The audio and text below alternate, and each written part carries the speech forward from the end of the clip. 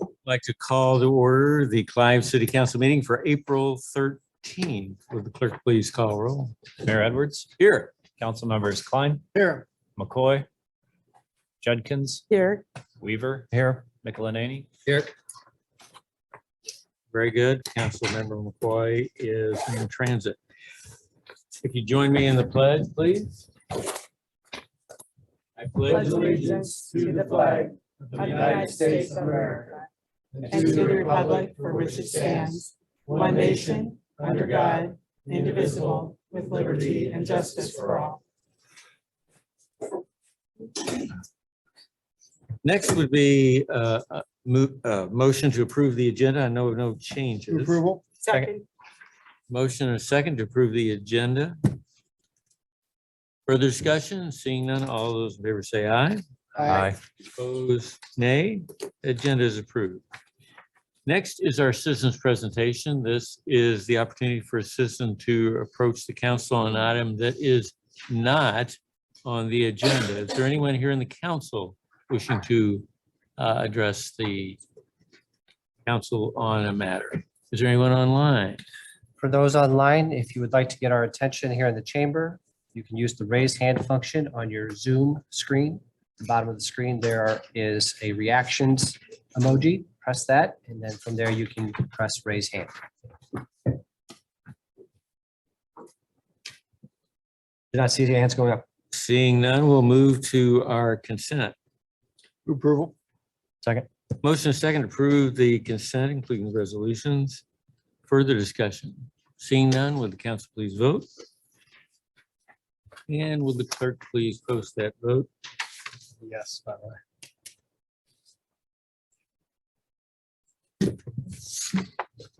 And that passes by a vote of 4-0. Next, we have a fire lieutenant introduction. Rick. Mayor and council, my privilege to introduce to you Lieutenant Colby Martin. We have the unique experience with Colby. We got to test drive him a little bit due to a long-term illness of one of our lieutenants. We promoted Colby into an interim lieutenant role back in July. Yes. So had him in kind of a test mode for a while, and he did a absolutely amazing job. And with that experience and kind of proven abilities, we're pleased to promote him. He's recently got his actually flight paramedic status. So he keeps investing in himself. He's got a bachelor's degree from Iowa State, for you Cyclone fans, and also has experience with the Windsor Heights Fire Department, with the Norwalk Fire Department. So he's got a lot of experience as a tremendous leader, and very proud to introduce him as your newest lieutenant. Thank you. Hello, Colby, it's an welcome. honor to be here. Thank you very much. And really, I look forward to the challenge that lies ahead. So thank you very much. We're glad to have you here. Any questions? Congratulations, LT. Thank you. Welcome. Thank you. All right, we'll move into the action items. First one is public hearing on Circina Park, the first contract. Did we publish the appropriate public notice? Yes, Your Honor, it was published in the Des Moines Register on March 29th, 2023. Thank you. So Richard, what do we need to do here? All right. Thank you, Mayor. Thank you, members of the council. We have a little bit of a unique situation here today. We had originally planned to break the contracts for Circina Park up into two contracts. One, which would be for the kind of main elements of the park, the grading, the stormwater features, the playground and the shelter. And then follow up, the second contract would be contract B, which was for the landscaping. When we got the bids back last week, we found that no one had bid on contract A, but we had gotten two bids on contract B. So that puts us in a little bit of a weird situation, because in order to do contract B, you needed to have someone do contract A. So we've been working with RDG to kind of figure out what happened, why we didn't get any bids on contract A. We're still reaching out to some potential contractors. We heard a lot of interest from subcontractors that wanted to be part of contract A or do a part of contract A, but did not want to be the prime or the lead for that. We got a few more contractors to reach out to, but we think really just load of the work that the prime contractors had just led to them not wanting to put a bid on that. So we're evaluating two options forward here. So we're looking at possibility of re-putting contract bay back out here within the next 2 weeks. The time between now and your May 27th meeting gives us some time to put that back out if we wanted to try to get better contracts. The other option is to wait a couple months and put it back out this fall so that we could get contractors, they're starting to gear up and look for work for next year. So in that scenario, we would ask at a following meeting to reject B, and we'd rebid both of them at a later time. We still got a little bit more work to do on that, but wanted to open it up for some discussion with the council. If you have a preference in a certain way, we ultimately want to find a way to get the best possible bids for the project, but we also want to have some dialogue with the council. Is an option 3 to do both of those? To do both of what? That is, go ahead and put it out in 2 weeks and see if you get something, and if not, then 2 months? Or- We certainly could. So I think there are some bidding requirements that engineering would probably, we'd have to work with Jim Hogley on, make sure we do it right. There are some, you have to change contracts a certain amount. So we could probably put this one back up because we didn't get any bids. And if we didn't get any bids again, or they came too high, we'd probably have to maybe combine them into one contract and redo it this fall. But we certainly some things we can look into with engineering. Your Honor, too, if I could weigh in, right now, obviously, we have a little bit more research to do. That's why we don't have the rejecting the B bids right now, because we want to do that research before we do that. I'm a little inclined, as Richard and I have talked, of looking at rebidding it as one package together to pull that price point up a little bit on the overall project that maybe would attract, kind of bring in some prime contractors, because it was kind of in that middle zone with doing it with an A and a B, where now if you add the landscaping planting package, granted, there'll be a little bit of overhead that we would pay with a prime over that B contract, but maybe it's of a dollar amount where it's getting closer to $1 million now of the overall project cost as one package together, that we attract that prime contractor and rebid it in the summer months. Maybe we get some construction in the fall, particularly the grading, maybe even some of the flat work, and then the full planting package in the spring. So we still, a year from now, are talking about, a park being close to being finished is kind of where I'm leaning. Of course, I know Richard and Colt, who couldn't be here tonight with RDG, where they're still doing their research, but that's kind of where I'm leaning today, based on the options that Richard's laid out. What are the thoughts of Council Ted?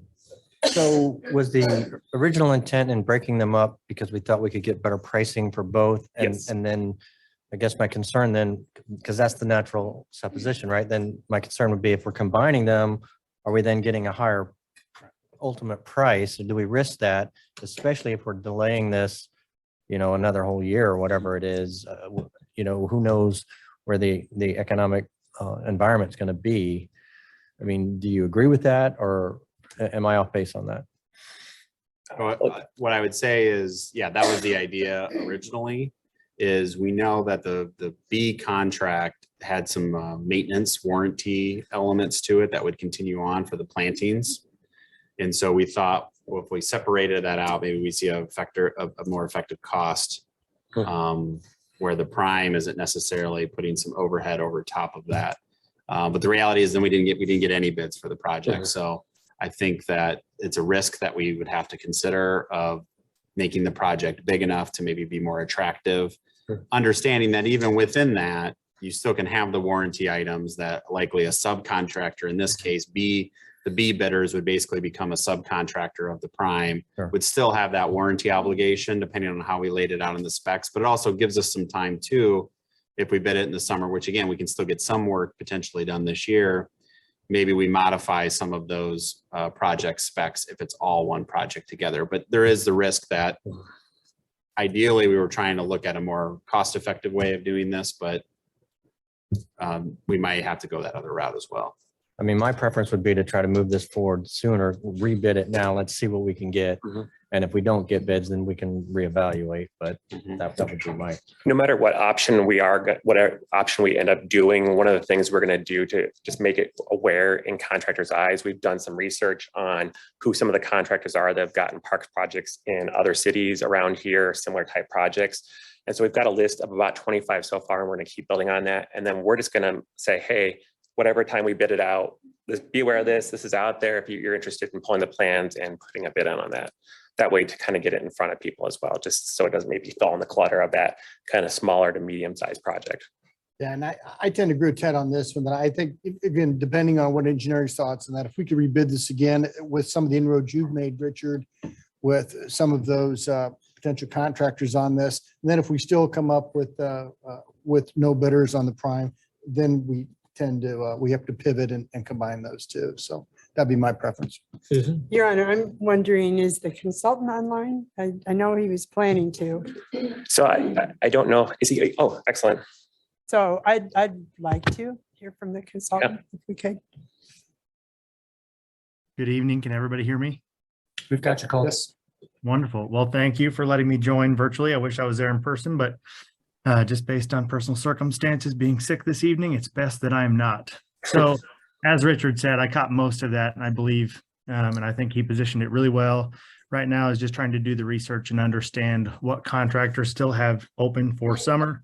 Obviously, it's a little bit of a challenge to get direct answers and feedback from contractors when they're trying to work through current projects that they have, and also understand other things that they may have bid on potentially that they don't know if they've received yet or not. I think Matt brings up a really great point as to a potential option is to combining the two to get that price point up, to hopefully get some more interest from those prime contractors. Still making some phone calls from other area folks that have worked in West Des Moines and a few other areas there on recent projects that might have interest. I know I talked to one out on site a few weeks ago, and they are pretty full for summer. And as I imagine several other contractors are, but I do believe it's still worthy of putting that back out, trying to reach out to some of those folks, be proactive in the approach and see what kind of bids we get. There's really no harm in rebidding it and then potentially having to do it again in the fall, so long as we follow those engineering protocols. So Colt, are you saying that we can combine these into one bid and rebid it here in short order? Yes, I believe seeing mixed reviews here. I believe we would have to reject the B if we were going to combine them and then do that. So the approach would be rejecting B, combining contract A, contract B together, and then going through the rebid process. So essentially what we would do at your next council meeting is we would put the B contract up for consideration to reject all bids, and then set the public hearing for a new bid that would combine them together. And I would think, depending on your review with engineering, that would be changing the contract enough where you're combining them together to warrant the rebid, but we need to verify that. If you want to rebid it right away, we would set the public hearing, and then you'd have a bid date. You'd probably be looking the second council meeting in May. Yeah. Would probably be the earliest that we'd be able to consider it. Another piece to this too, and Colt, I don't know if you have thoughts on this, is you could also extend the completion date of the contract. And I would argue if we're bidding something in May, we probably need to do that anyway, where the completion date can go into next spring. Because then you could get a contractor who might be busy this summer, but maybe a little bit into the fall, and say, well, I can at least start that work in the fall and I can still meet the completion deadline by, you know, if it's May 31st, 2024, for example, for the planting portion or something like that. Is right. Again, I don't remember the plan specs off the top of my head, but I'm assuming it was for the end of this construction season. Yeah, the hope was that we would time it up so the contract A would start here first part of May. They would finish by late summer, and then the contract B would have the ability to come in late summer, fall, and finish up before the end of the year. In the prime planting window. And so we would need to extend that contract completion date into next spring anyway to hit that planting window. To Ted's earlier point, though, I mean, we've got, I guess the question I have is, would we have to reject the bids if we wanted to resubmit just as it is with maybe an extended timeline, or could we do that without rejecting the B bids that we have right now? So we could do a couple different things. One could be to accept the B bids if we got bids for a rebid contract A. I don't believe we could reject the B bids, rebid it out as an A contract and a B contract. That's where we'd have to combine it together to be able to do that. And that's where we need to verify that with engineering. I mean, and in terms of schedule, sorry if I'm jumping in here, but in terms of schedule, what we would have to do is, well, the original goal was to get through contract A and then open up for contract B to start.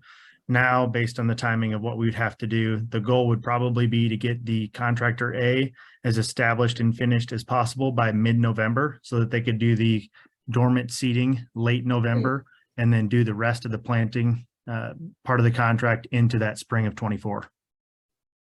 And so that, in that situation, this contractor who's bid on B was expecting the work to be this year. So I wouldn't want to put those contractors, even if we tried to accept B and then hope to, that we could extend, they might not be able to accept that.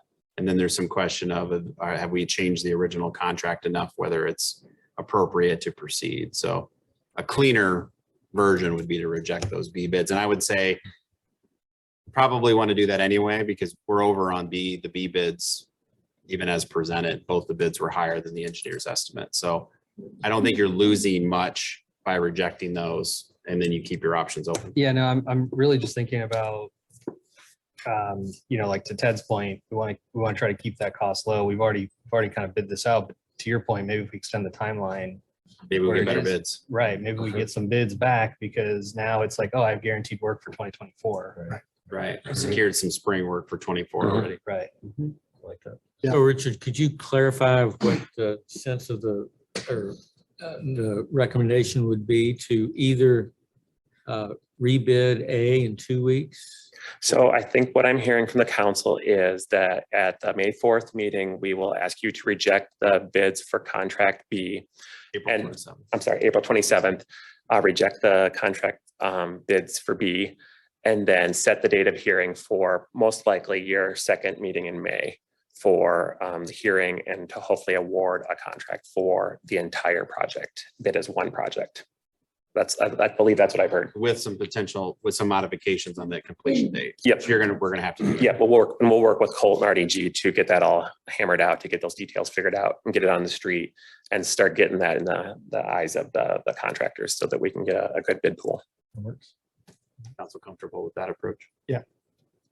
Move to close public hearing. Second. We have a motion and a second to close the public hearing. Further discussion? Seeing none, would the council please vote? And will the clerk please post that vote?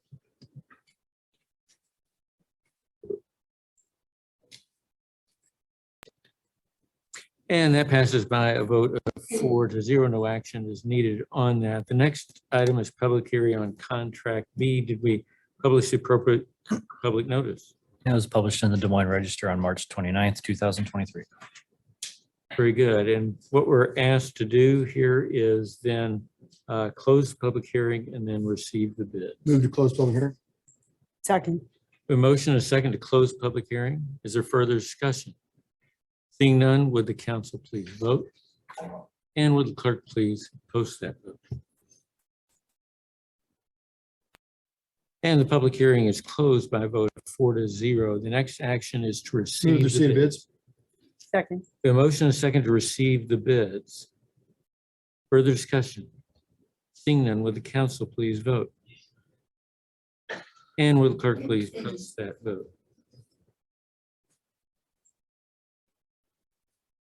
And that passes by a vote of 4-0. Colt, before you get off the line, I guess there's one question I had, and that would be, you'd mentioned, I think you had identified perhaps up to 25 potential bidders. At this point, what prevented that from occurring prior to the bidding process? Great question. So typically we do not go through and do a list of specific contractors just because we don't always know. These are only potential contractors that have done similar work in the past.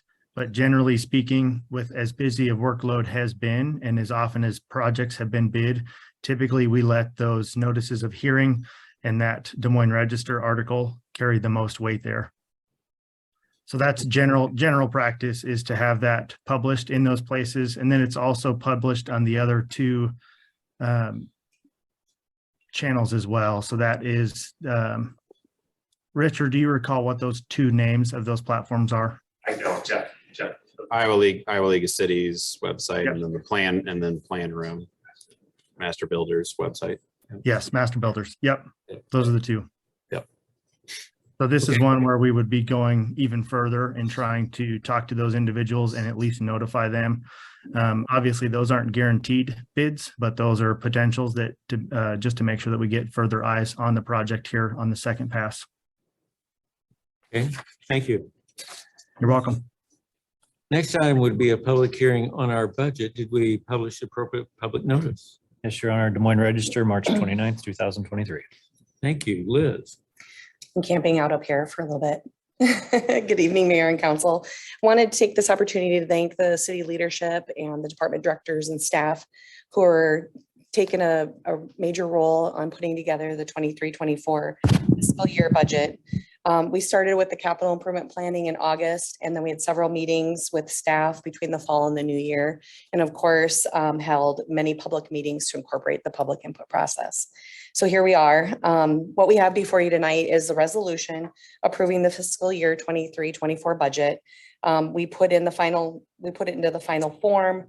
Public hearing was published, as Matthew had indicated, and we've not received any comments to date on the budget. So we found one date error in the resolution and we fixed that. The mayor has that for signature this evening.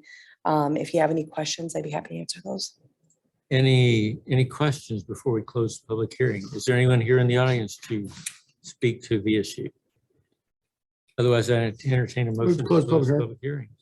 Second. And we have a motion and a second to close the public hearing. Further discussion? Seeing none, will the council please vote? And will the clerk please post that vote?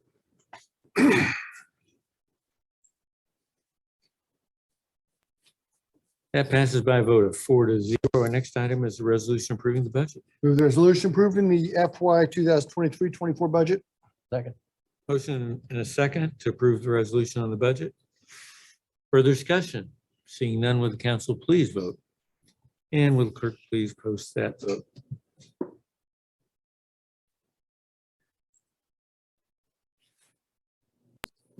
And that passes by a vote of 4-0.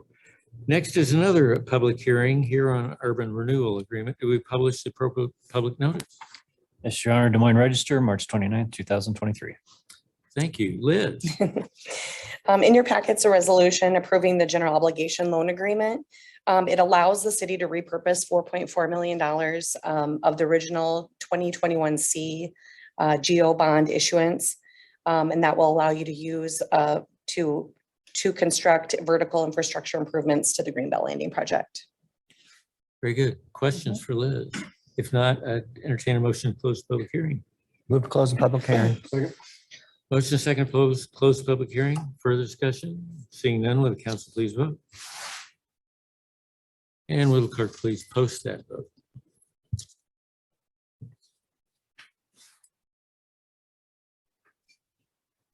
And that passes by a vote of 4-0. Now we need to take action on the resolution. Move the resolution to enter into the urban renewal loan agreement. Second. Motion and second for the resolution. Further discussion? Seeing none, will the council please vote? And the clerk please post that vote? And that resolution passes by a vote of 4-0. Next, we have an amendment to the urban renewal area. Liz. Okay, well, now that the urban renewal area has been approved, the last meeting, the next step in the process is to approve the division of taxes for those properties in the area in both Dallas and Polk County. So before you, we have the second consideration of ordinance 1129 and 1130. Very good. Questions for Liz? If not, I'd entertain a motion for the second reading. Move that proposed ordinance 1129, having been considered by the council, be voted on for passage prior to its final adoption. Second. Motion and second for the second reading. Further discussion? Seeing none, will the council please vote? And the clerk please post that vote?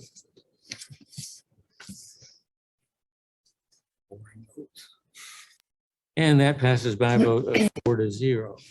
Then we move on to the second consideration of ordinance number 11. Move that second consideration of proposed ordinance number 1130 have been considered by the council, be voted on for passage prior to its final adoption. Second. Motion is second.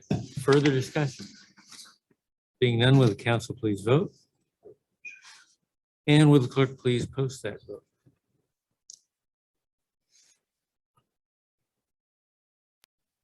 That passes by a vote of 4-0. Next up are GEO bonds. Liz. This action will approve our intent to enter, to set the date for April 27th for the sale of the 2023 GEO bonds, which will financially support our CIP projects for this next year. This action will also authorize the use of the POS, the preliminary official statement. Questions for Liz? If not, I entertain a resolution. I'll move a resolution setting the sale date for April 27th, at 6 PM for the Geo Corporate Purpose Bond Series 2023A. Motion and a second on the resolution. Is there further discussion? Being none, will the council please vote? And will the clerk please post that vote?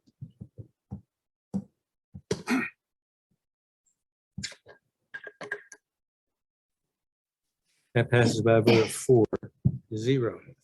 Utility rate adjustments. Liz. Okay, my last one. As a result of our budget discussions that we prepared for the budget, it is appropriate next step to move forward with our utility with cash flows that were provided by PFM and getting those in place. So Clive's rates are proposed to stay in the mid to low tier as it relates to our comparable cities. And it's evident that the city is committed to reinvesting in our infrastructure. So we incorporated a 3% increase in the water rate for the fiscal year. Sewer rate is 2% and stormwater at 7%. And that's how we prepared our ordinances that are in the packet. In addition, we included a resolution increasing the solid waste rate 4% for the residential collection. And that's a pass-through Metro Waste Authority. So after we go through the 3 readings and the ordinance is approved, then those will be scheduled to go into effect in May. They will be just in time for the June billing and will begin collection in July. So for your reference, staff included the 2 policy statements for the irrigation tiered structure and also stormwater. And now Pete, I believe, is going to summarize the rates and relay the communications plan. Thanks, Liz. Yep. Matt, if I could have Matthew, if I could have the document camera, please.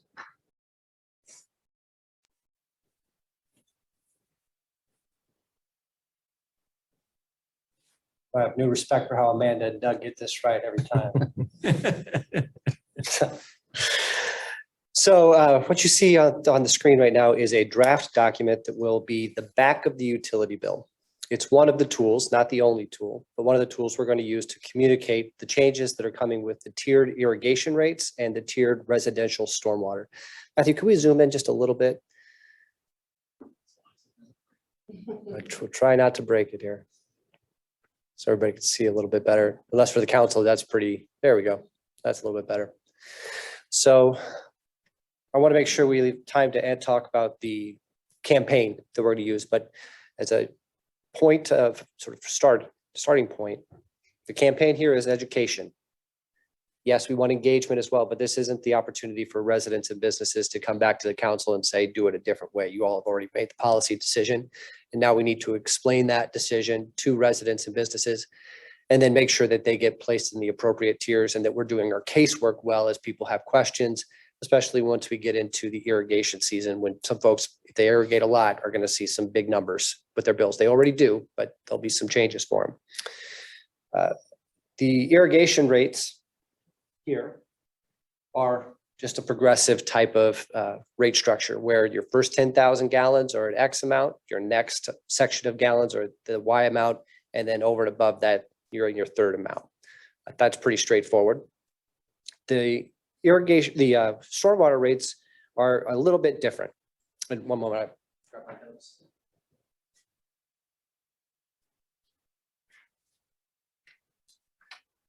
So consistent with what was represented throughout this process when we were building the budget, most of the residential households were going to fall in tier 2, and they will see that 7% increase over what the existing stormwater monthly rate is today.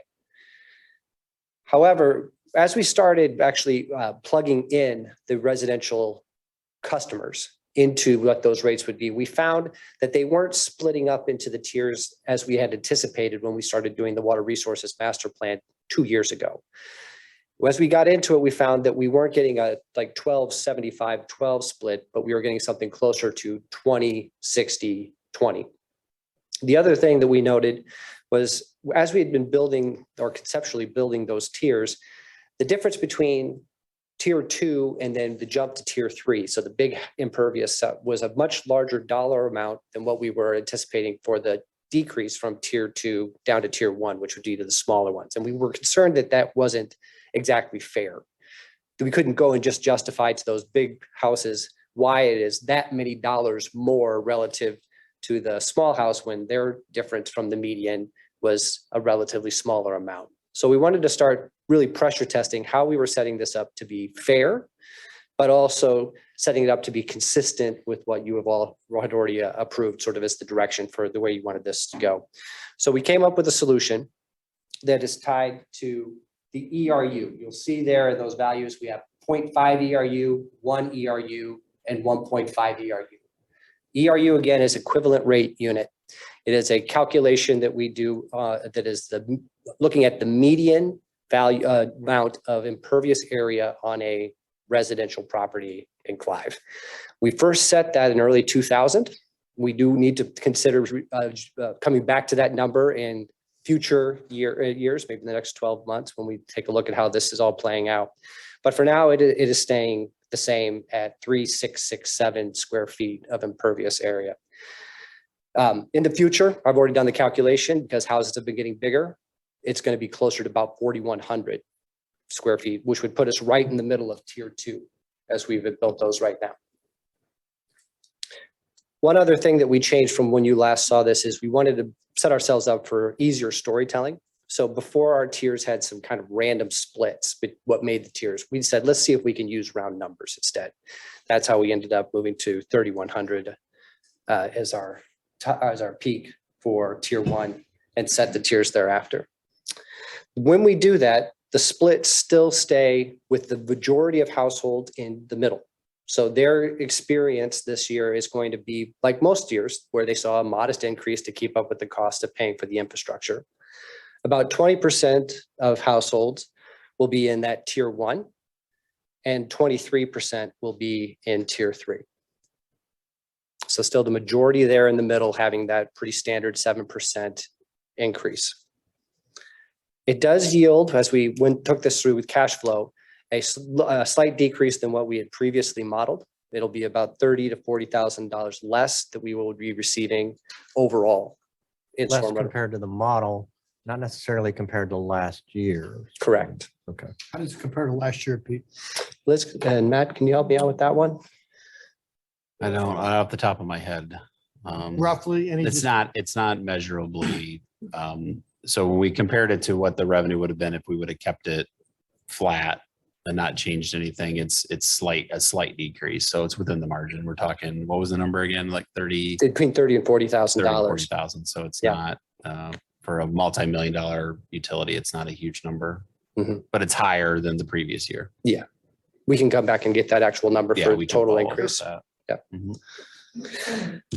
Our evaluation of this model too, we ran through legal. Legal took a look at it and said, this passes the muster for them. And one thing I also like about it, when you look at how we had to adjust the ordinance, we still use an ERU, that equivalent rate unit. That's what we've referenced in the ordinance in the past. That's how we actually calculate what our commercial ratepayers pay. What I particularly like about the ERU now in this next model is that the ERU amount for commercial is right there at the same rate as where most of the residential is. In the future, if we go back and decide to change the ERU calculation and move it up to what that true median average square feet is of 4,100, then we'll have to make sure we're looking at the cash flows because it would yield a decreased amount in what we get from commercial revenue, depending on what the rate is going to be, because instead of dividing by 3,667, we'll be dividing those total square feet of impervious by about 4,100, which will yield a smaller number of ERUs, which would then be multiplied by the commercial rate. But that is for our future consideration. This year, our focus is let's make sure we get the residential split out into the appropriate tiers. Pete, could you give us an opportunity if an individual or business wants to appeal that? What would that appeal process look like and how would that procedure go? Right. So first part of getting this right is double checking where everybody's at and truing up those calculations for the residential units. So even before we get to the appeal process, right now we're working carefully with the billing clerks, with ComDev, with Public Works to make sure that what we are going to do with this initial sort is defensible and that we've got as accurate as information as we possibly can get. Once we have implemented this, we do want people to appeal if they think they're on the edge or if there's something really different that's happened that we haven't captured in our aerial photography. At that point, I'll be running with support from my colleagues, a casework process through which people will be able to present their argument for why they think their rates should, or they should be in a lower tier probably. And as long as it's reasonable with some basis in actual measurements, we're going to go ahead and say, okay, we can see that you would be in a lower tier. We'll bump them down. We're not going to ask folks to do an official survey. That's expensive, and we don't want to put that onus on ratepayers at this time. As with anything, though, if there's a disagreement on how staff is handling it, a resident can always appeal ultimately to you all. Yeah, thanks a lot. That decision. That's the case with pretty much anything. in our country, so. That's in the ordinance too. That is in the ordinance. Well, our goal is to manage it appropriately and be fair with folks. And we know that there'll be a few of those, but I wouldn't imagine a ton. Right. So on the commercial side, Mhm. we've charged them by ERU in the past. Is that correct? So Yep. there's no change this year. No change this year. But we're planning on potentially implementing that next year because that you could get into some significant differences, I would think. Potentially. And we might want to do an analysis on who Exactly. would be significantly impacted by that. Yep. It would be a decrease unless the rate significantly jumps next year. Because the total number of ERUs for them, if we use a larger number of 4,100, is going to decrease for each property just because of the way the division works. It's equivalent residential unit. So, if you have if the commercial property owner's property didn't change and you're chopping up, it's 5 ERUs today that they're paying per month, 5 times 11, 15. Sure. If that calculation goes to 4,100 and it goes down to 4 ERUs per month and their bills. So it does overall though still match the intent that we kind of laid on the outset of this of having better equity between residential and commercial payers. So it is, we just felt that was too much of a lift to do all in 1 year and all those changes. And it's a separate conversation specifically targeting to commercial property owners. Sure. That we wanted to focus the campaign efforts on the residential tiers to the residential customers. And then next year, potentially coming back and saying, we've got the new math now to change the ERU and the ordinance. Now we want to make sure we're educating the commercial property owners on that. It'll be a benefit to them.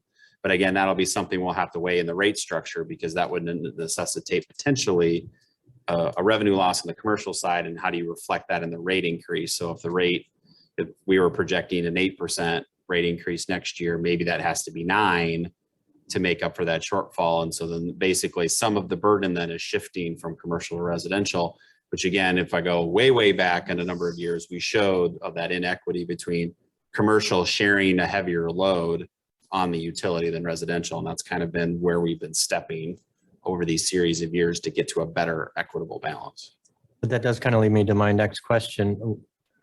And we've had for stormwater, and we all support, managing the stormwater utility and all the things we have with it. But we've had for many years now, very large increases year over year, 15%, 10%, this year, 7%.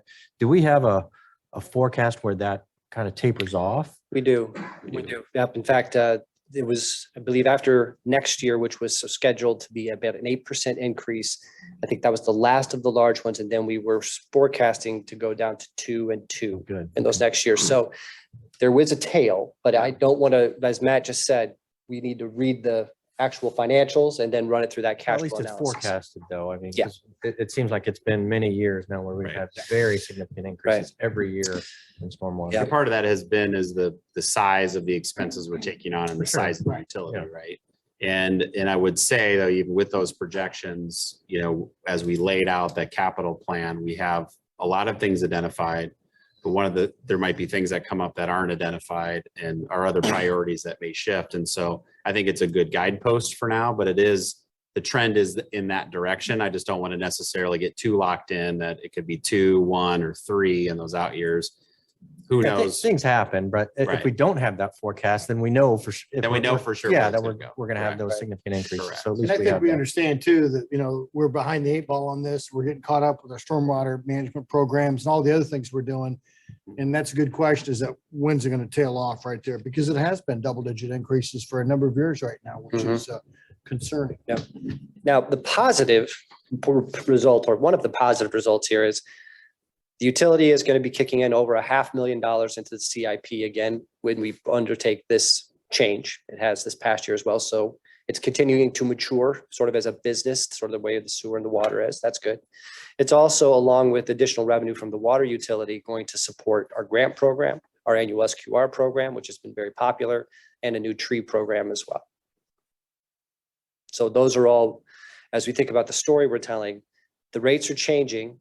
We're aligning them so that we prioritize water conservation and good water stewardship, and then taking that revenue in part and investing it directly into Clive residents and businesses and their properties so that they are better sort of supporting that overall goal of good water conservation, good water stewardship. Anything else tonight? Timeline. So the campaign to start sharing this begins next week, where we'll be putting up our webpage with some frequently asked questions about this. But the real prime time for it starts with the May utility newsletter. That's when it will be featured in the mayor's newsletter and also in a separate article within page 2 or page 3, along with information on how to get in touch with us. The page that we're building will have a way for folks to input their address and look on a map and see which tier they're going to fall in for stormwater. The casework, though, and the storytelling is going to be from now all the way into the fall. And the reason I'm confident about that is that we are going to get a lot of questions from folks about irrigation. Things like, how do I check how much I've used in the course of a month at my irrigation meter? Because I don't want a bad surprise when I get to the 30th after I've maybe watered intensely for the first 2 weeks of July or the first 2 weeks of August. There's going to be some learning that happens in that time frame, so we'll need to keep adjusting our message, make sure we adjust those frequently asked questions, and just be open and transparent and available to everybody to help them understand what this is going to mean for their bill. Is there potential to do, like, kind of in line with the communications that you're talking about, like for irrigation? I don't want to get a surprise bill. I don't know if any municipalities around here have done it, but I know there are other municipalities that offer like a rebate or a cost share or something on one of those like smart meters, like the ones that won't water if it's raining already or something. Mhm. Have we looked at that, or can we look at that? We discussed that possibility during the water resources master planning process. The city of Des Moines actually adjusts people's rates based on certain practices that they undertake. We right now, I don't think are prepared to go into that level of complexity when it comes to rates. The whole point was to simplify, not to. That's right. But I can envision through a grant, the grant program we're standing up, that could potentially be an eligible cost that we would want to help out with. Or if we were going to do it on a batched approach, which I really like, and could find a particular partner who is in the irrigation business. And that's what I was saying, because that's how we did the SQR, right? Yeah. The residents got to reap the benefit of kind of the economy of scale Mhm. contracting, right? Mhm. And then similarly with like the stormwater and the impervious surface, right? Like I think the end goal is to encourage citizens to adopt some of the, practices that we've been talking about, right? Mhm. At the city level, like pervious pavers instead of, flat concrete for driveways or sidewalks, like walkways. Those are bigger investments, right? So it's not like we're going to come in and say, hey, we'll split 50-50. But is it something, I think that's something that should be part of the communication, to just let people know that, hey, if you do a pervious paver, that doesn't count towards this, right? Yeah. Or am I wrong on that? Wouldn't necessarily, as we're envisioning it, wouldn't reduce your rate, wouldn't necessarily move you to a different tier. Okay. But you would be eligible to apply for a grant from the city to help you pay for those capital costs. Okay. And the grant program will be launching this year. So I think that'll be important to share, let people know that, and also, even the folks that aren't it kind of lets the people that are paying, the seeing that slight increase, they kind of know where it's going or what it's being used for. Exactly. And that we've already got the animation video that we're building. That's sort of the crux of the script and that story. It is a point about stewardship and best practices. It's a story about if you use it, people who use that stormwater conveyance system more or use the water system more, they should pay for using it more than people who use it less. And that we continue to want to reinvest directly into Clive residents and businesses through the grant program, through the SQR program, using this new revenue that's coming from the utilities. Thank you, Your Honor. Else repeat before you step. Oh. Thought I saw your hand move, Eric. Looking at you. One last question on the process. We're going to include this in the May newsletter. So are we assuming first reading tonight and suspending the rules in 2 weeks, or what's the process anticipated? What I would advise the council is that you go through your 3 readings like you normally would. And your 3rd reading would be on the May 4th council meeting. So you would have information going out in the public, but it'd be roughly at the same time of that last meeting. So I would say if there's hesitation in this reading or the 2nd reading, let's definitely talk about it. But again, you have the ability to pull that back. But I would indicate or recommend you go through the 3 readings unless the council feels otherwise. For this big of a change, I would suggest the 3 readings. Go through the process. So in the newsletter, we probably would indicate it's pending final approval at the May 4th Okay, council just want to meeting. make sure we, Yep, we can write that Get ahead of it. however everybody's comfortable. okay. So if there aren't any questions for Pete, we're looking at the Move first that to reading. ordinance number 1131, having been considered by the council, be voted on for passage prior to its final adoption. Second. Motion is second, first reading only for 1131. Further discussion? If not, would the council please vote? And will clerk please post that vote?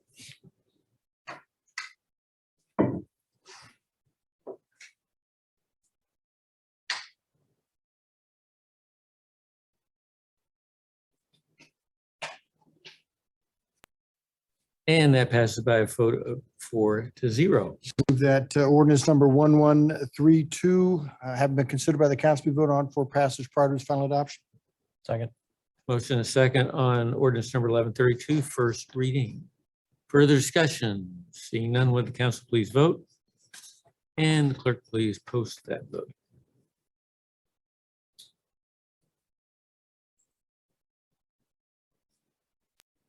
That vote passes by a vote of 4-0.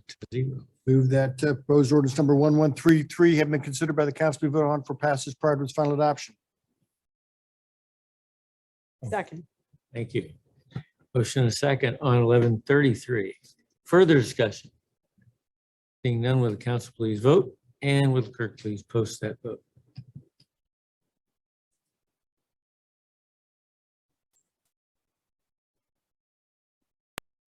And that passes by a vote of 4-0.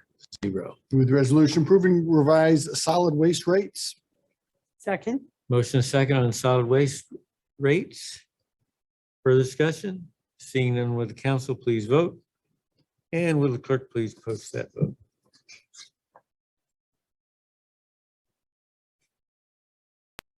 And that passes by a vote of 4-0. Thank you all.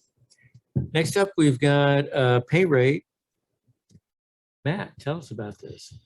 So thank you, Your Honor. So it's my pleasure tonight to present this to the council after an extensive recruitment process over the last 3 months involving some of the folks around this table, as well as department heads and fire department staff. I'm excited to present Clay Garcia as my recommendation as our next fire chief to succeed Chief Rick Rowe, who's served us for almost 3 decades as in Clive and will be retiring at the end of May. It's I'm very happy to see an internal promotion such as this to happen within our department, to have somebody move into the department head role, at least under this recommendation before you tonight. He has served under Rick for a number of years. I think it's very reflective of Rick and his leadership to have folks like Clay, kind of the number twos coming up to replace them and succeed and follow the example that Rick has set. And I think Clay definitely showed that in the interview process, showed that in the discussions that he and I have had since that interview process. And I think at the same time with what's being presented with you tonight, we're also going to find ways to have Rick continue to serve and be as a mentor to Clay over the next year transition. So we do have a kind of a unique circumstance where Clay is in the operations chief role, our assistant chief of operations role. We have some things that we need to finish up in that role. And before the transition is complete a year from now, allowing Rick to stay engaged with the fire department in a consultant role later this year, following a IPERS waiting period to be able to stay engaged, serve Clay in whatever capacity that he needs to put him in the best position to serve out that transitional period and then take us forward as fire chief for hopefully many, many years to come. So we have had a number of candidates that we considered in this process, but Clay's leadership ability, which again, if you've interviewed him before, and I know it'll probably feel weird for me to hear him say this out loud, but one of the greatest examples of a leader that I've seen in an interview process, and I know he's very passionate about that. And really, we're at a point in the department with a number of changes that have occurred. We have a relatively young department, somebody who knows the department very well, has basically grown up in the Clive Fire Department. Yes, has gone to other communities and full-time capacities in Norwalk and Windsor Heights over the years, but started his part-time, started his firefighting career in Clive, and now coming back as our fire marshal a number of years ago in 2018, serving as our assistant fire chief operations. So I think with that vast internal experience within our department, it's really the right time for Clay to serve as our fire chief, as he's really shaping and molding a lot of our younger leaders and firefighters like Colby tonight as a lieutenant that would serve under him. Clay was very involved in that selection process for the lieutenant, and I know that he will lead this group into the future. So that is my recommendation for you tonight. And Clay is here. I'm sure he probably has a few things he would like to say to the council, but also answer any questions that you may have.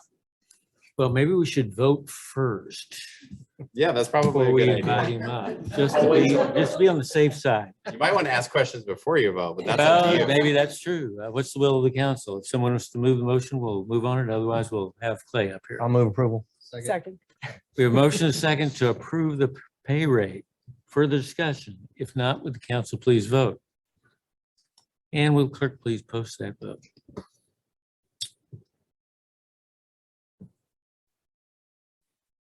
And it does pass. Okay, 4-0. Clay, come tell us about yourself. Mayor and council, thank you. This is truly an honor. Like Matt alluded to, I did start my fire career here many, many years ago under Chief Rowe. So it is a privilege to kind of take the reins from him. And again, I've had the privilege of working with the city of Clive for many years now, and it's an honor to work for you guys. So I do appreciate it. Look forward to the Clive Fire Department in years to come and provide an excellent level of service to every resident and community around us. So thank you. Any questions? Questions? Ted? I'll start. Uh-oh. Oh, no. No, I'm super excited for you, Clay. Congratulations. It's well deserved. I guess my only question is, you sat down through this council meeting. Are you sure you're ready to do that every other week? I'm ready. I'm ready. We didn't tell him about that part of the Yeah, that's job. right. When I offered it to him. That's it. Go ahead, Eric. Clay, you have a lot of operational experience right here, and I know that in working with the Chief Rowe and the admin side to firm up some of that experience right there. What specific types of things can you do to increase your administrative knowledge and move forward with that process? Well, I think Chief Rowe is an incredible resource to have, but we have great communities around us that I'm fortunate enough to kind of be in with a lot of those chiefs and departments. So just utilizing my resources to the best that I can. So I don't know everything, but I do know a lot of people that know a lot of things. So utilizing resources is very important. And Clive poses some unique challenges for us, but as a team, we can get to the finish line. So I had a chance a couple of years ago to work with the fire department under strategic planning process as well. And My hope is we continue to drive that planning process forward and implement some of those goals that were outlined there for the benefit of the fire department. So looking forward to moving forward, continuing to move forward with that plan right there. So congratulations. Thank you. Well, during the interview process, I was very struck by how much you love the city of Clive, but also understand the benefit that we derive from the partnership we have with other communities. I'd just like to hear you say a few comments about that for those who didn't get to hear that.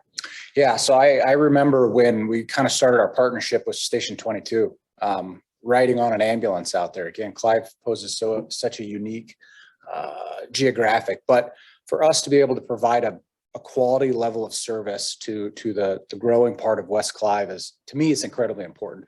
Big reason the fire department exists is to provide a level of service to the community. So anytime that we can provide a greater level of service, that's incredibly important to me. And then there's a enormous cost savings for us too, which is incredibly important too. But what it comes down to, in my opinion, is a quality level of service. So anytime that we can do that at a very high level, that's what I care about. So I want a competent ambulance and fire crews to show up. So I think that's what's important at the end of the day from the fire department. So Thank you. thanks. Anyone else? I'll add a comment. I appreciate your statement that you can't know everything, right? But you have to know what you don't know and look to those resources that you have around you. So I appreciate you saying that. Thank you. I think you're off the hook. Awesome. Thank you. Seeing him for many meetings to come. That's right. All right. Very good. Doug, I think we've got you up next on our Clive flood insurance agreement or assessment. Assessment, yes. I get to share with you every 5 years the status of flood insurance within the city of Clive.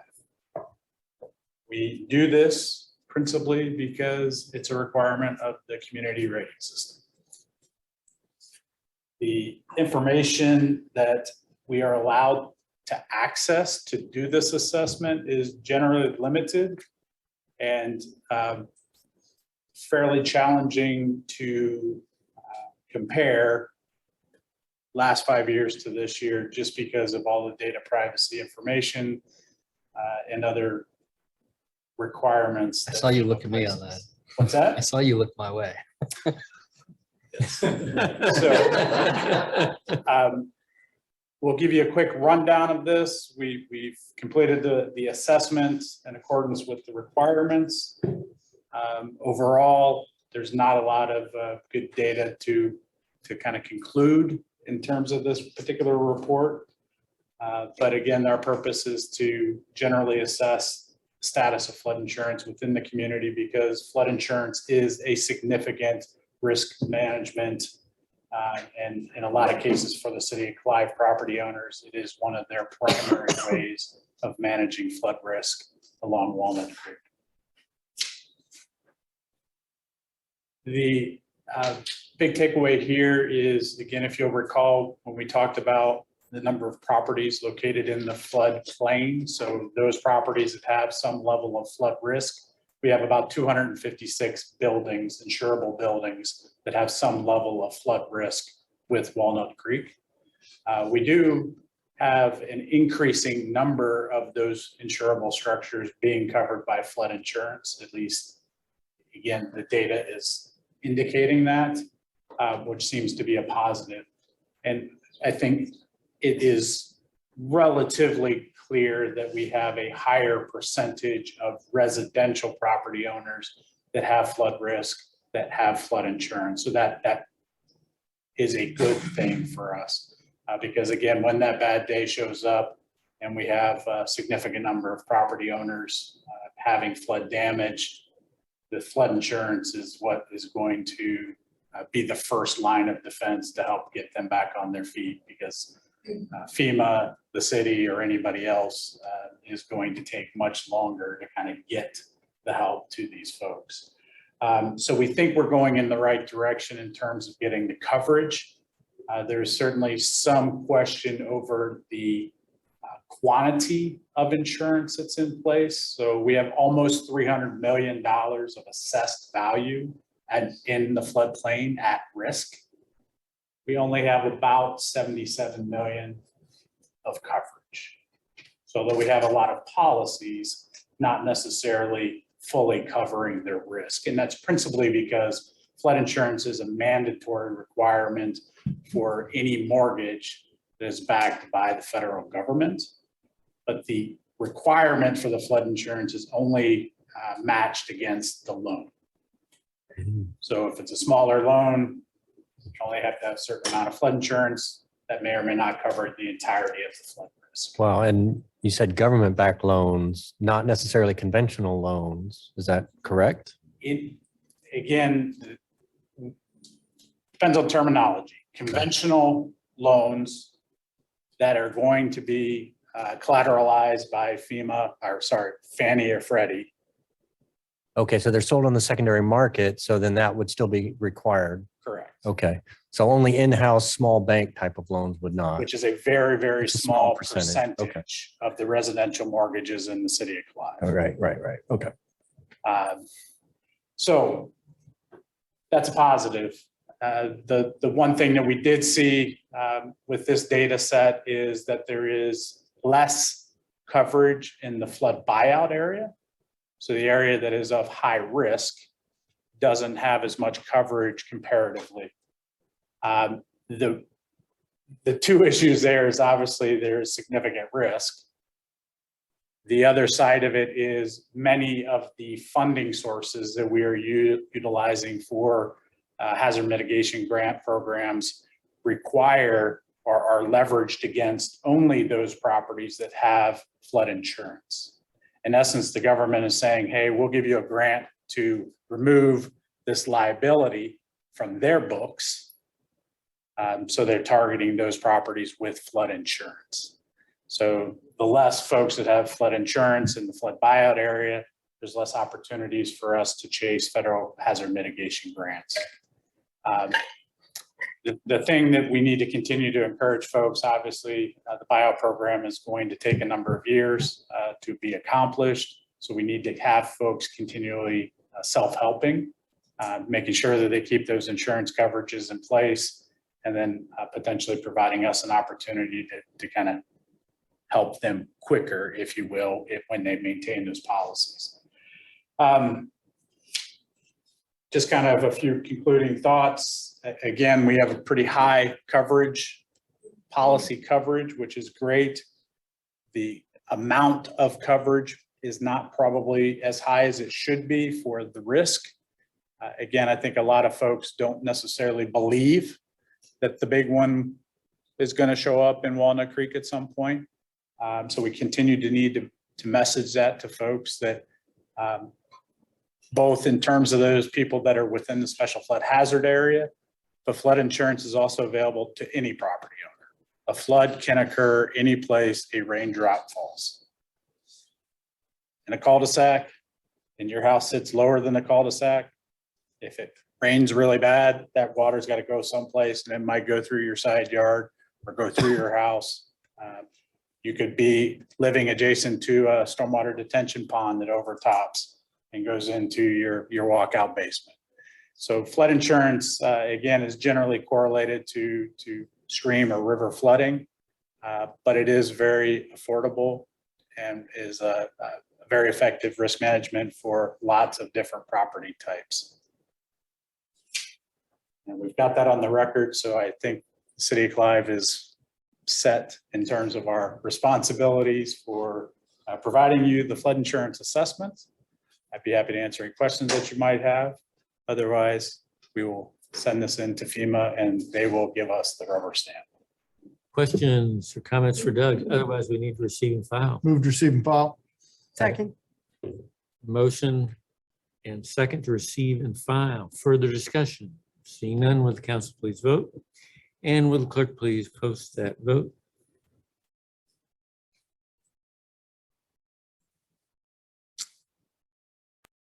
And that passes by a vote of 4-0. Thank you, Doug. Next, we move on to flock cameras. Chief. Right here.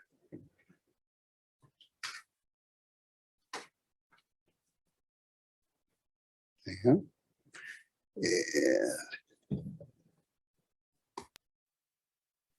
Find the presentation bar here.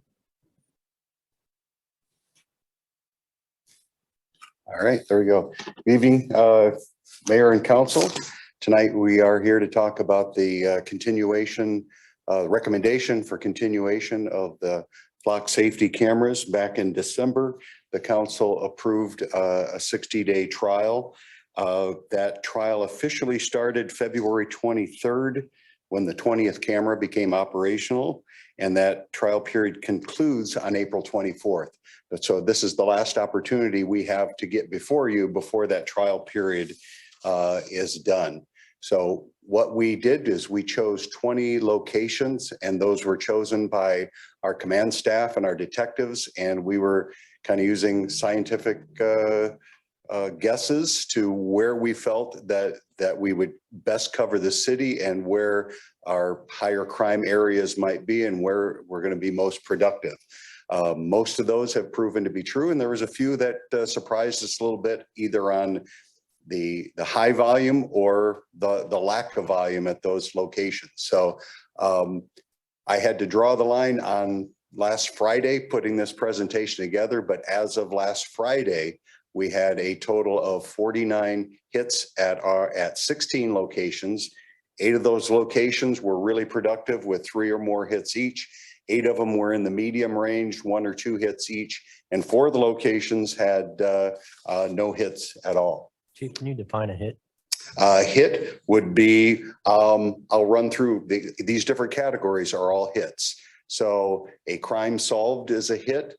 For another agency crime solved, a wanted person, a stolen car, each of those would be considered a hit. And we're not counting the ones that we got a hit and weren't able to find anything. So sometimes we'd get a hit on a stolen car, it would hit a camera and be gone out of our jurisdiction, and we would notify other jurisdictions and they weren't able to find it. So those aren't counted. So does that mean that the hit led directly to the Yes. arrest, or it's just a part of an overall? Led directly to it. If it's a part and it wasn't successful, it'll show as maybe a crime lead. But these are direct.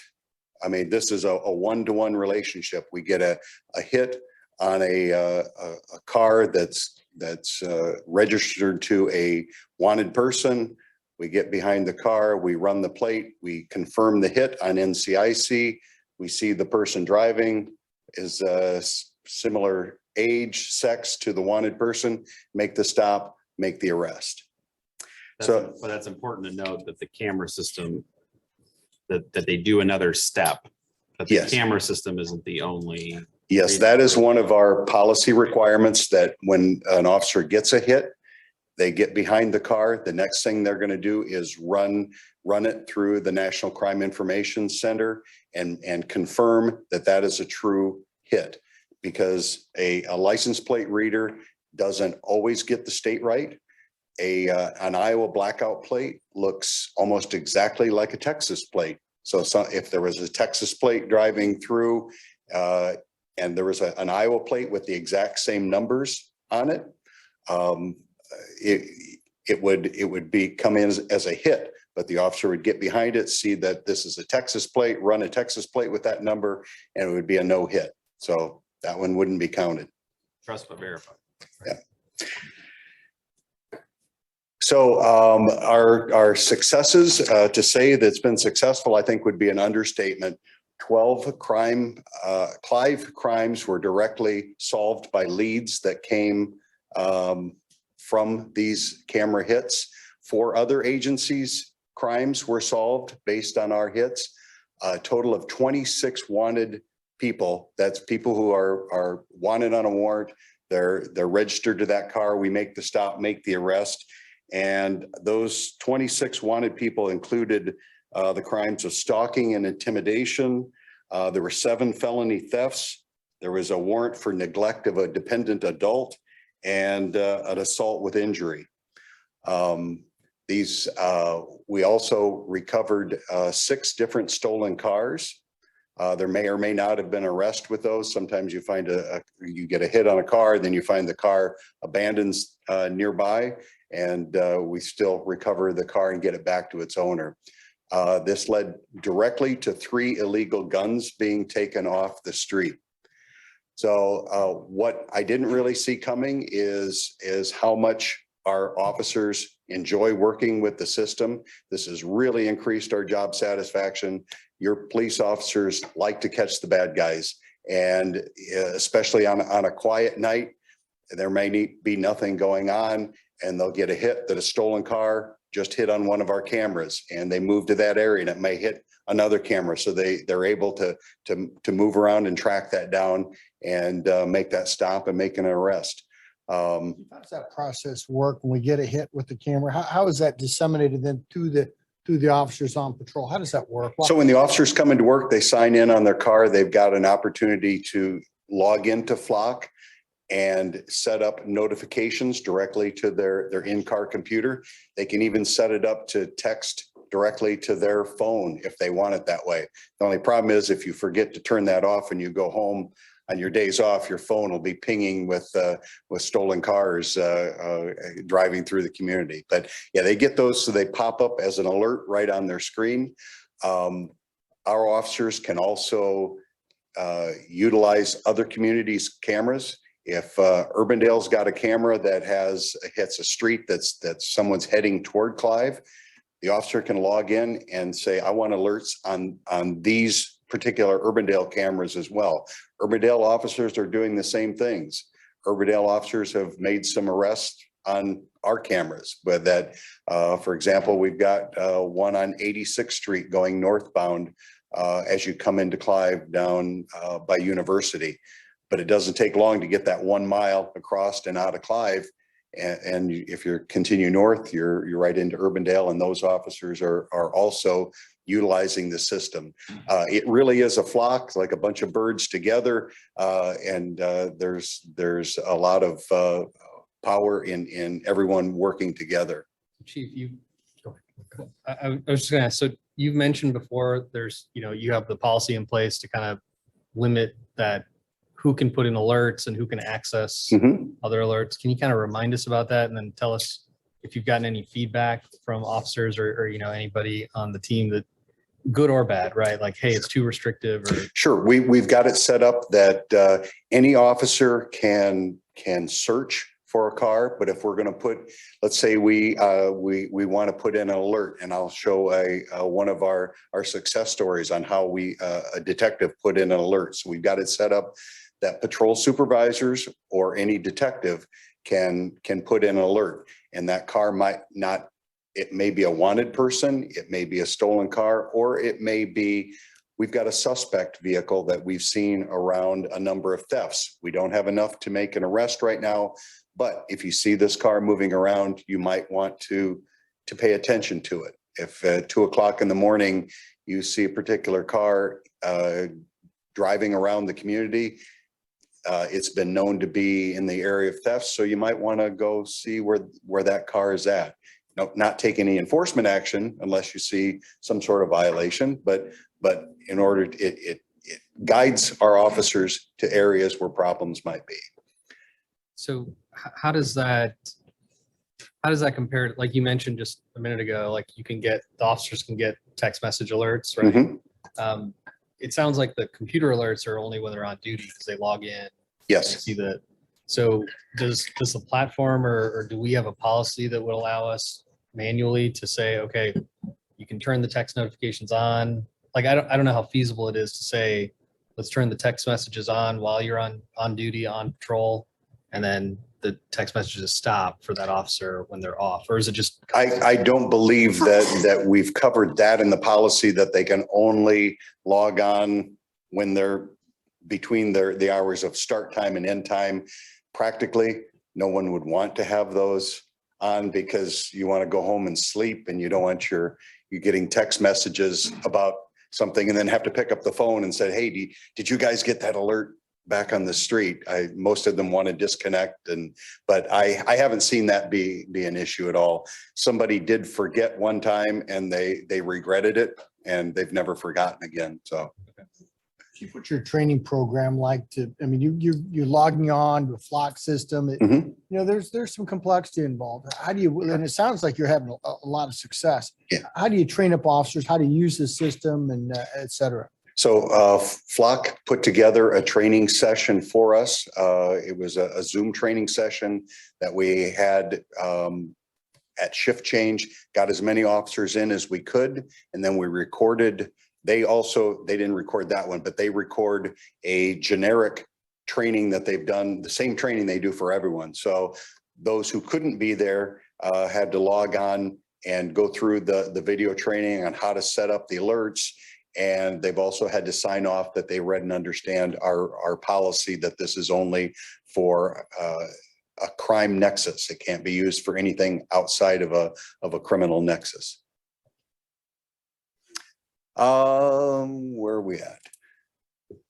Oh, I would like to highlight this case because this shows both ends of how Flock can work for us, both on the investigative end and the enforcement end.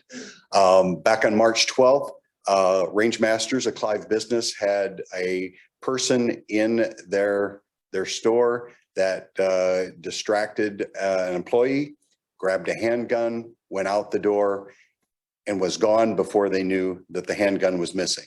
They didn't see a vehicle, didn't see anything like that. They had cameras inside, good suspect description. A couple of days later, a similar business, Black Flag Arsenal in Waukee, had a person that matched that description, did essentially the same thing. When he left, they saw him leave in a U-Haul van. They couldn't get a plate, anything like that, but it was too far away. So Detective Weiler used the Flock system to take a number of, he knows exactly when the theft was in Clive. He used a bunch of cameras around that area, checked before and after Range Master's theft, found 2 U-Haul vans that were in the area. So he was able to get plate numbers off of those 2 vans because of the excellent photographs. He and the Waukee detective went to U-Haul. They provided the renter information. One of the vehicles had already been turned in. The drivers did not match the description of our suspect. The other one, it matched, and they said the van was overdue and hadn't been turned in. They hadn't reported it stolen yet, but something was wrong. So Detective Weiler, this was rented out of Fort Dodge. So this is nothing from our area. So this is like coming out of left field. Weiler put a custom hot list out where he entered the plate number from this vehicle and let our officers know, hey, if you see this vehicle around, we need to talk to this person about this gun theft. Mere 2 hours after he put it in there, Officer Halsey on patrol got a hit off of one of our 86th Street cameras. He drove in the area, saw it parked in front of a Clive business, Lucky Gal Tattoos on 86th Street. The officers contacted the detective, got more details. Hey, what do you need? So they went in to make contact with the individual. When they walked in, the suspect was standing in the back of the room, mid neck tattoo. So he had his shirt off and his head up. As you see right here, circled is the handgun that was stolen from Range Masters laying there. He had put a 30-round extended magazine in it. They said he looked at them, looked at the gun, and he was far enough away from it that they were able to move in, take him into custody without anyone being injured. So without that, we would have never solved this case. He had another illegal gun in his possession in the U-Haul, and we're able to get those 2 guns off the street in that one case. As far as, go ahead. I had a question on that entering of the custom alert. Mhm. I think I vaguely remember you saying there's a process, like you can't just have one person input that, right? It has to be input by an officer and then approved. Is that right? No, it has to be done either by a supervisor or a detective. So we have it so the patrol officers can search, but if they want to put a custom hot list out there, we don't want too many people putting out hot lists because we want to make sure we have adequate explanation of what we're looking for, not just, here's a hit, I'm looking for this vehicle. We need to know why, and if there's enforcement action that can be taken, or if it's just report back to the person who created the list where that vehicle is. So, and I just want to make sure there's proper oversight over those alerts, right? So I'm not saying any of the officers would do this, but we just want to protect against any sort of like temptation, right? Yeah, and there is a data trail on any hot list that's created. It lets you know who's created that hot list and what it's for. So if there is any misuse, there is definitely a data trail behind it. Okay. There have been no violations of the policy that we have been aware of. The one thing we did notice is there's a lot of people who are wanted who have vehicles registered to them that may not drive those vehicles anymore. Their family members drive the vehicles around, and if they match the description, they've been stopped once in a while. And hey, we're looking for this person. That may be a little bit of a hassle for those people, but as soon as it's determined that person is not there, they're released. It's the same thing that would happen if an officer got behind them and just ran that plate for some reason. They would get the same hit, they would have the same stop. One person reported his vehicle stolen. He recovered the vehicle himself, but failed to tell anybody that he had recovered the vehicle, and he was taken out of his vehicle and taken into custody until it was determined that it was actually his vehicle. Again, the same thing that would have happened if we would have ran it the traditional way. Did any of those stops lead to other arrests or like any sort of, any sort of other action? One case in particular, we got some hits on a stolen vehicle. We found the vehicle at Love's truck stop. And when we confronted the person inside the vehicle, he had 3 different IDs that had just been stolen from Waukee, from out of people's cars at a business. And so there's several things interconnected. Very few things happen in a vacuum.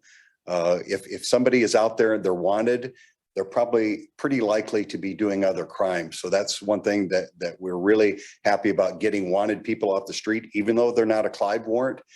If they're wanted, they're probably people who are prone to do other crimes. And if we can get them off the street in Clive, get them to court to answer for their charges, we think we're going to help our overall crime rate.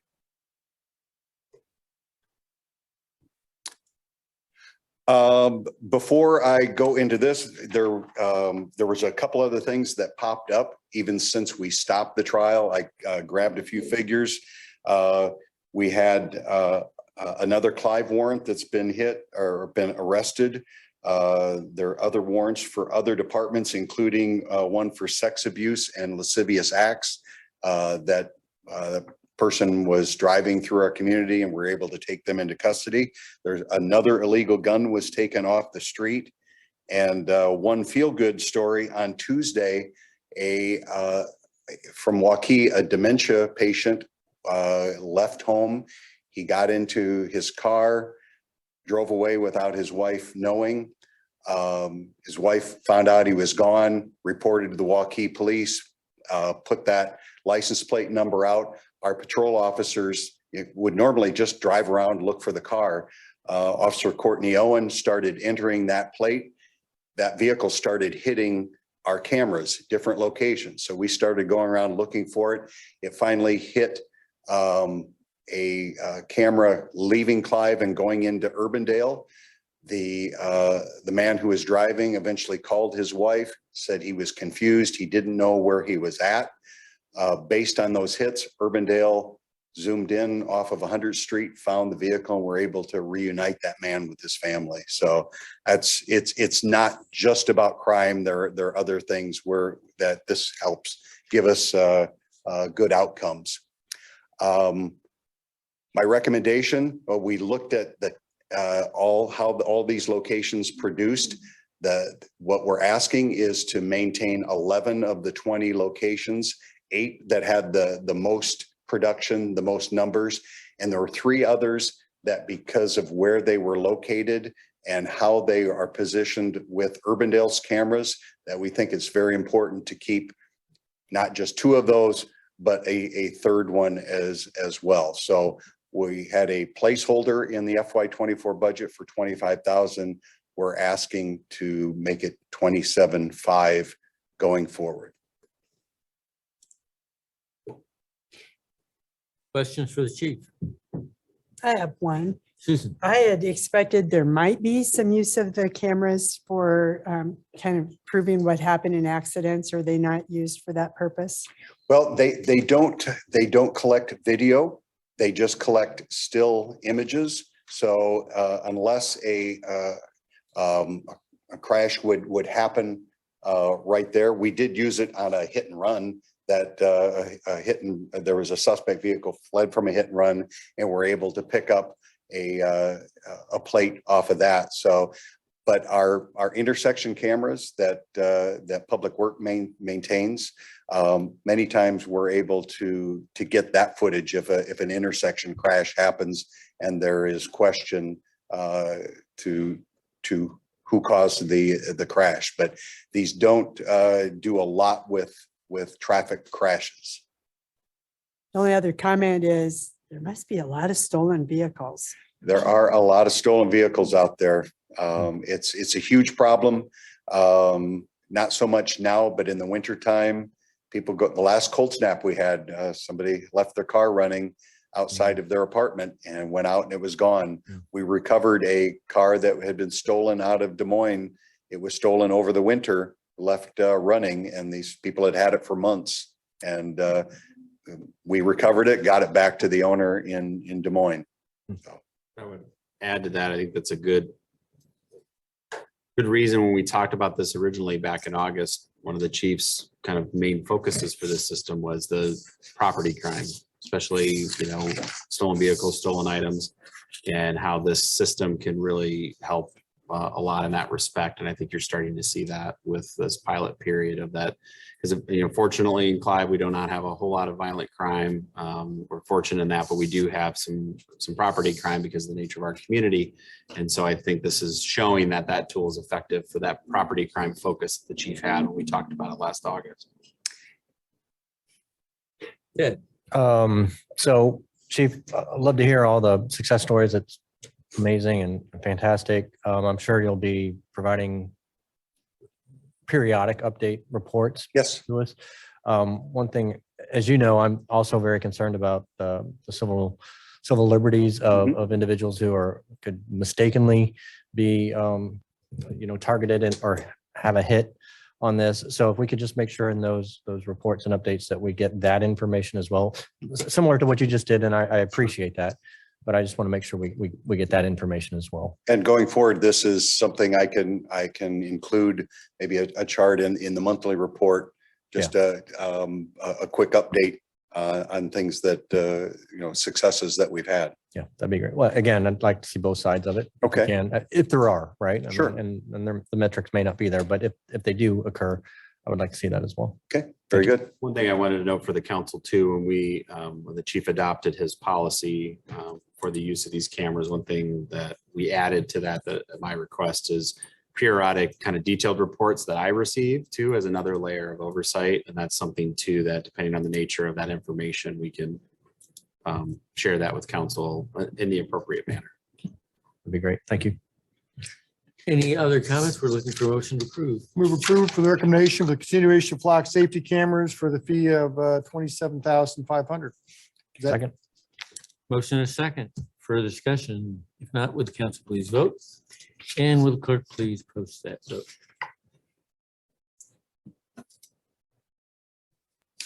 And that passes Thank you. by a vote 4-0. Next item, we just need a motion to approve. Move roll. Second. Motion is second to approve the RDG request. Seeing no further discussion, will the council please vote? And will the clerk please post that vote? And that passes by a vote of 3 in favor and 1 abstention. How predictive. All right, now we'll move into our reports, starting with you, Pete. Thank you, Your Honor. Some preparations are underway for our upcoming trip to Washington, DC. Most of the council will be heading out. I'm looking forward to that. This year, we'll be eating with our friends from Urbandale on Wednesday night. So putting together a big group reservation. Also have had some positive responses from the 2 senators' offices and our representative's office on one-on-one meetings with the Clive delegation. So I will be sending calendar invites to everybody going on the trip with all of those reservations and the specific times for those meetings as they are finalized. Are we going through talking points then before those meetings? I'd imagine we've done in the past, backgrounds, things of that nature. Right. The story this year, again, we've coordinated this with Urbandale, is really focused on the 8035 intersection. It's this year primarily an update for those folks. And we'll bring together all the information about where we sit with funding and what our intention is for this coming year, especially with Congressman Nunn's office, not to ask for a appropriation or congressionally directed funding, but probably next year, assuming the program's still in place. This year, after talking with our consulting team, we weren't confident that we could put newly appropriated dollars on target right now when meet some of the timing requirements with that program. So we think next year will be a better time to ask. But it's going to be particularly important with Congressman Nunn to make sure he's fully up to speed on that. So Absolutely. We've already had his staff out to City Hall with Urbandale and walked them through where we sit with the program, and even talked about doing some earned media with the congressman later on this summer as construction continues to move forward. Even there, just on the section from 128th, a little bit further to the east. It's a nice little preview of what the corridor is going to start to look like for many, many years to come as we put all of this new concrete in the ground. Busy week at the Capitol. New legislation has come out of the House. It's actually an amendment, but it's a complete amendment of what was previously a property tax proposal presented by the House leadership.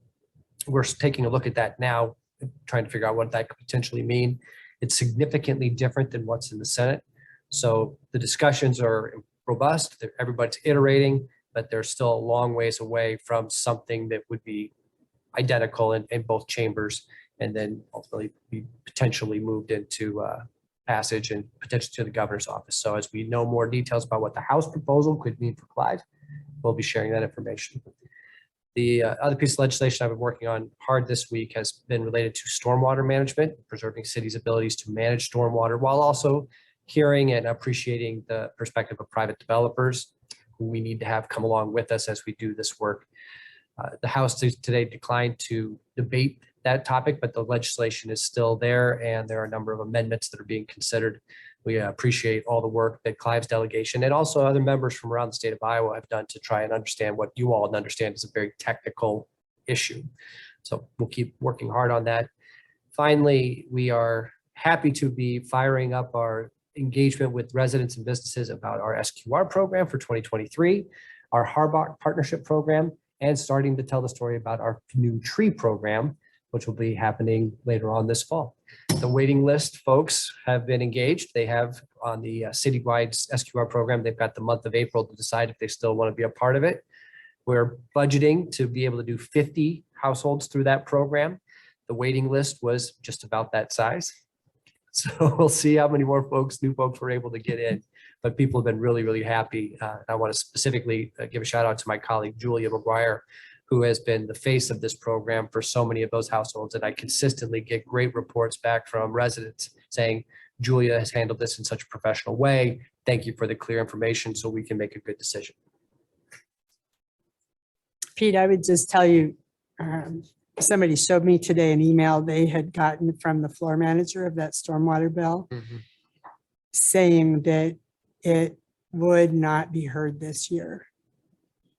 So maybe he's confused, but when that comes from the floor manager, that's Yeah. That would be unusual to have that wrong. Yeah, I spoke with the floor manager earlier this week, very representative from Newton, who was working this one. And to a person, this is, even if they don't perfectly kind of agree with kind of the city's perspectives on this or ISWEP's perspective, they've all been really, really professional and really trying to understand something that they don't work in this area. They don't need, that's not top of mind for them. But I've just appreciated their seriousness with which they've approached the discussion. And yeah, I think I've heard some of those same things today, but at this point in the session, everything's still live.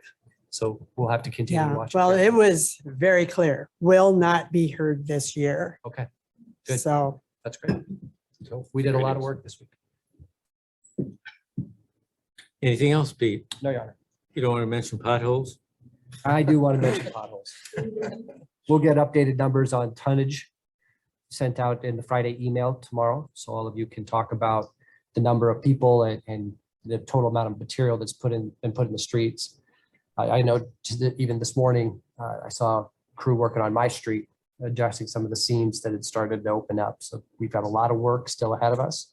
We'll continue to promote the asking residents and businesses to report potholes, put that front and center in the newsletter.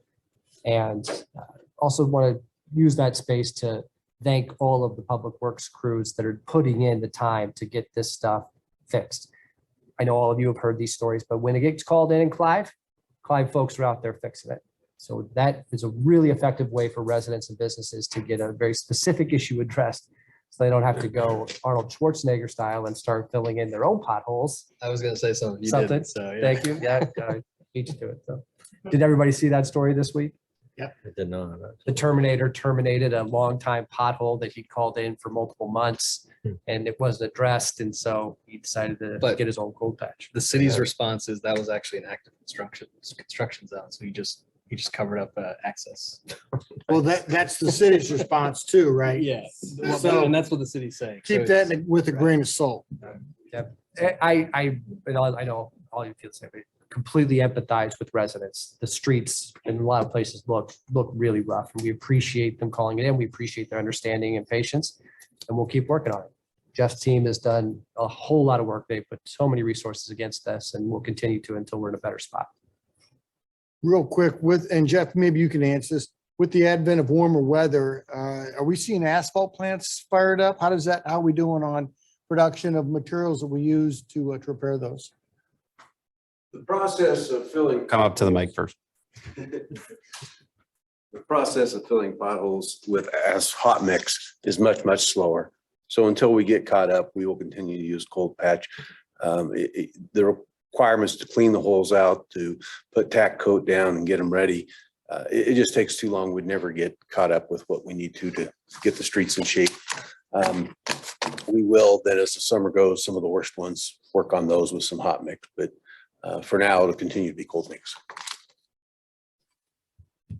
Thank you, Pete. Recon. Just quick update on DART. This is a little bit lagging compared to what Pete just updated, so I'd go with his information. But we were advised that there's been some breakdown in communication between the Senate and the House. And so we could see kind of, I forgot the way you put it exactly, but it could take some time to come to some sort of resolution on some of these things that are still active. As far as for DART, there doesn't seem to be any big opposition to the SB 550. That's the one that includes that the Polk County. Am I getting the bill number wrong? I don't remember. I actually don't remember what the bill number is. Okay, well, that's why I've written down my notes. It might not be the I right. think that bill sounds, number. that sounds But- right. But it's the one that allows Polk County to increase that tax rate. So that one doesn't seem to have any major opposition. We were told that there's been multiple comments from, I can't remember whether it was the Senate or the House, but multiple comments from elected representatives saying they would strongly oppose it if it was expanded beyond Des Moines, at least at this point. So, I think the discussion during the DART meeting was continue to try to push it forward as it is, and then see if we can revisit in future years to see if it can be expanded to allow more flexibility for other communities. None of that's set in stone, obviously, but I think that's the route that DART is going. Also along kind of the DMDC trip, DART is putting together a group with MPO and MIPA to meet and talk about infrastructure initiatives. And so they're working on getting some commissioners attached to that. I offered my name. We'll see if they bite. Otherwise, the only other update with respect to DART was there was a delegation from DART that went and spoke to the FTA.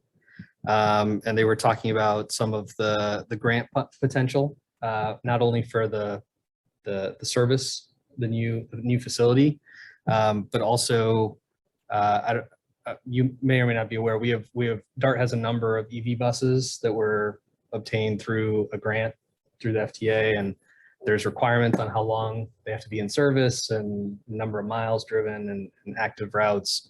That's becoming problematic given the reliability of the vehicle. So there was a discussion with the FTA, I guess, program leads about if there's a way to kind of have some flexibility on what those requirements end up being. So DART's not having to pay money back. That's it. All right. Good. Okay, so Icon Water Trails is moving along. Scott Avenue, the first phase, biggest phase project has started. They've cleared out a lot of trees and rocks on both sides of the river. So that's moving along. We will be having a groundbreaking 2 weeks from today, I believe. So I'll make sure to be in attendance to that. But if anybody wants to go to that, let me know. I've got the information for that. And the weekly update too, the Okay. RSVP. Yeah.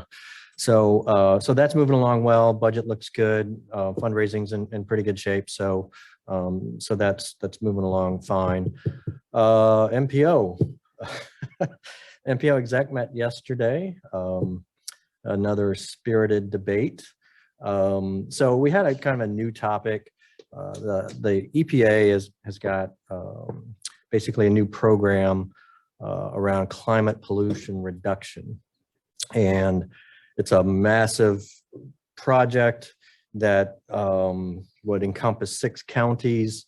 It'd be multiple years, FTEs involved. The EPA is offering to pay for it. Take that for what it's worth. The state of Iowa, actually, you could do it at a state level too. The state has turned it down. And so it came before the MPO, whether we wanted to take that on. One of the challenges with that project is it's about 25% transportation related. So the vast majority of the project is not transportation related. And if you recall some of our previous conversations around MIPA and the scope of what the scope of the MPO should be, there's a lot of objection to the MPO taking the lead on those types of projects. So Polk County actually sent a rep and they are offering to take the lead on that project, assuming that, you know, folks want to even be involved. But there was some back and forth, let's put it that way, on whether the MPO should take the lead on that or not. At the end of the day, we voted